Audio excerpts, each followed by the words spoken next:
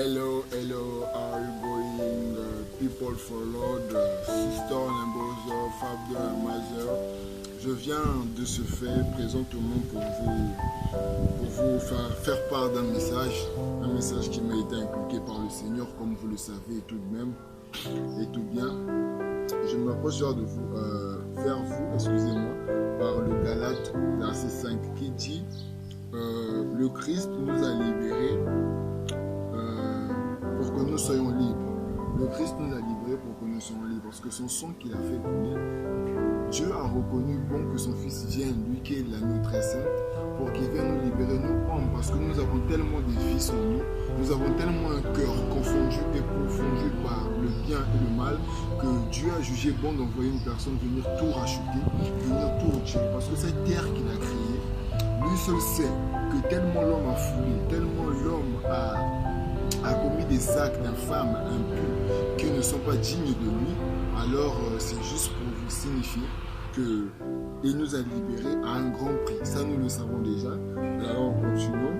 Alors, résistez, ne vous laissez plus attacher aux chaînes de l'esclavage.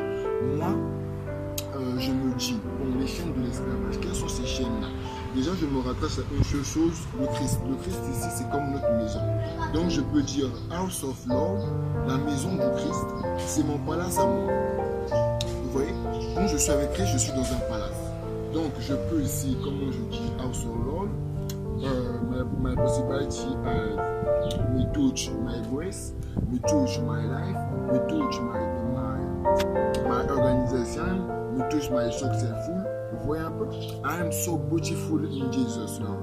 Donc, quand je me lève le matin, je me dis amazing.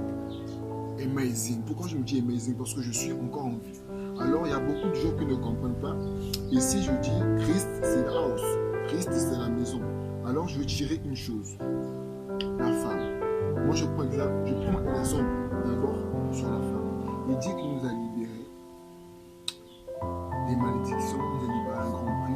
Il a dit, femme, tu enfanteras dans la douleur. Là, c'est quelque chose qui est inculqué dans la tête de tous. Quand, excusez-moi, nous suivons la parole du Père, quand nous allons passer, il a dit, femme, tu enfanteras dans la douleur. Mais cette douleur-là, est-ce qu'elle est vraiment imprégnée de nos têtes? Parce que nous voyons nos frères et sœurs, excusez-moi d'aller fond terme, mais nous savons bien que le fait de marquer son corps avec de l'encre est un péché capital et que ça conduit au cancer. Moi-même étant même coupable, je me présente.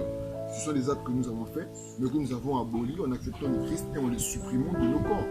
Vous voyez un peu la présence de ce produit nocif, toxique, qui peut vous induire à un cancer du sein, à un cancer, je sais pas, du foie, du cœur, peu importe la partie de notre corps qui a été ciblée par cette encre-là, vous savez que vous allez porter quelque chose de mauvais en vous. Bon, ne sachant pas, peut-être que l'enfant peut être touché, mais là, je vais m'adresser principalement à mes jeunes soeurs. Je ne sais pas si vous parlez quelques mots, excusez-moi pour les gens qui ne comprennent pas. Mais mon raison la béninois. Il y a quelqu'un qui a qui tout. Tu es jeune. Tu as une grande soeur qui en a. Toi, tu n'as pas encore enfanté. Tu ne connais pas les contraintes spirituelles qui vont s'établir dans ta vie. Tu ne connais pas ce que Dieu va apporter comme panier. Mais si tu prends le temps et tu prends la peine de te taguer, ton enfant, quand tu seras enceinte, nous ne savons pas. Dieu seul sait que sa grâce vient agir sur ton souvenir. Je ne sais pas, peut-être qu'il y a un démon qui essaie de t'animer, un esprit mauvais de ton entourage qui essaie de t'intriguer dans ça. Mais retiens juste qu'il t'a racheté pour ne pas que tu puisses retomber. Tu vois? Il a dit, ne vous laissez plus attacher avec les chaînes de l'esclavage. Parce que toi, si tu suis la personne qui s'est taillée là, ça devient comme une chaîne, tu deviens esclave du tatou. Tu vois? Ça te fait plaisir, mais le tatou, lui, a été interdit. Il a dit, homme, tu ne marqueras rien sur ton corps car cela est la marque du diable. Est-ce qu'on se comprend? Cela est la marque du diable. Dis-moi que tu vas prendre du sang, tu vas tuer un poulet, tu vas marquer sur ta porte pour dire que voilà, j'ai mis du sang sur ma porte, le diable il ne pourra plus me voir, donc je résiste à toute tentation et à tout esprit mauvais, je le mets à l'écart de ma vie. Je le mets à l'écart, carrément à l'écart, à la marge. Donc je sais que quand je commence un nouveau chapitre, quand j'entame mon travail, je sais que le diable il est à la marge parce que j'ai mis du sang. Vous voyez? Donc l'agneau ici m'a racheté. L'agneau m'a lavé. Je suis né de nouveau. D'autant plus que quand nous acceptons le baptême, nous devenons encore plus forts. Vous voyez ce que je dis? Nous devenons encore plus forts. Donc soyons... Ok, donc comme je disais, soyons un peu plus réalistes. Pourquoi? La femme, tu vas enfanter, tu auras un enfant, un bon beau garçon. une belle fille, et tu te rends compte que ce bébé, tu dois l'allaiter en fait. Cet enfant doit être allaité. Parce qu'un enfant à sa naissance, bien que tu aies des moyens, ne soyons pas orgueilleux, hein, que non, moi, mon enfant, je veux l'allaiter au lait nourci. On connaît tous les bases. Hein? On connaît tous les bases. Les femmes, s'il vous plaît, soyez un peu plus adoucis dans la parole du peur. Vous qui êtes des bijoux et des diamants, comportez-vous en tant que tel pour que nous puissions vous respecter, en fait, nous autres les hommes. Bon, disons que tu veux allaiter ton enfant, tu te rends compte que tu t'es fait un tatouage au niveau du sein. Est-ce que tu es sûr que cet enfant-là, quand tu vas l'allaiter, tu n'auras pas une crainte dans ta tête que ce microbe-là, cette encre-là puisse s'infiltrer dans son être, dans son organisme et le créer des problèmes de santé? Et c'est un peu de réfléchir dessus. Vous voyez là où la parole du Père, elle est flagrante. Elle a dit de ne pas marquer vos corps avec des écritures et des peintures qui vont s'attacher et rester sur vous, car ça crée une qualification pas maléfique, mais notamment nocive, qui est du vilain, on va dire, du vilain. Donc, je vais de ce pas avancer pour dire, chacun récolte ce qu'il a semé. Chacun récolte ce qu'il a semé. Tu as fait l'enfant, tu t'es tagué, l'enfant a pris de l'âge, tu l'as alité, tu l'as donné du lait aussi, tu l'as mis dans de bonnes écoles, et puis bien après on t'annonce que l'enfant, non, il a un cancer dû à un encre, je sais pas, à une substance qui s'est introduite en lui. Mais toi tu te demandes, mais l'enfant n'a jamais eu ça sur lui.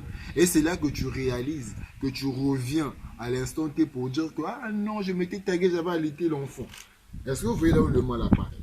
Parce qu'on dit qu'il rôde comme un lion ruisseau, quand on dit, c'est bon. Quand on dit que le diable rôde... Non, je recommence, parce que tu as dit c'est bon. C'est vrai. Donc, je disais, le diable rôde comme un lion rugissant, cherchant effectivement qui il va bouffer, de qui il va se repaître. Mais ici, ce n'est pas forcément toi, la personne qui a été taguée, que le diable va tourner autour, non, tu vas mourir par un cancer. Non, le diable est très vil, il est vicieux. Donc, il sait que tu as un enfant, tu as enfanté. Donc, il va chercher à tirer l'encre là, il va chercher à tirer cette mauvaise action-là, cet acte que tu as commis, il va venir remettre ça, il va venir impliquer ça sur ton enfant. Parce que, comme le Seigneur a dit, j'ai maudit vos pères, vos générations, ainsi de suite. Vous voyez un peu ce qui fait peur dans la parole du Père, c'est un peu ça. Parce qu'on dit que c'est un Dieu qui est très, très, très, très mauvais dans sa colère, mais une colère passagère, et doux dans son amour, donne d'abord sa miséricorde. Donc, quand on reprend conscience de cela, automatiquement, on se dit que non, j'ai un frère qui l'a fait. Moi, je tire mes oreilles, je ne le ferai plus. Excusez-moi d'être un peu rigolo dans mes propos, mais je ne le ferai plus.